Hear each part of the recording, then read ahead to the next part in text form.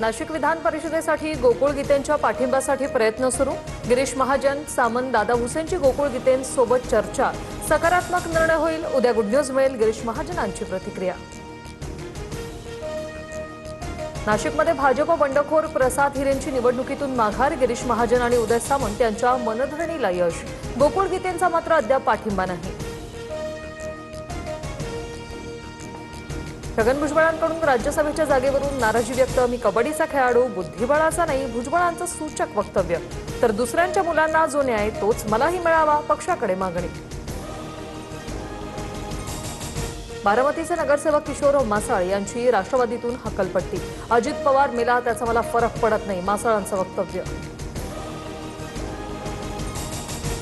एकनाथ शिंदेच आमच्या मनातील मुख्यमंत्री, देवाभाऊंचं प्रमोशन व्हावं, त्यांनी देशाच्या सर्वोच्चपदी जावं, बच्चू कडूंचं वक्तव्य। तर 2029 मध्ये फडणवीसच मुख्यमंत्री असतील, परिणय फुकेंचं उत्तर।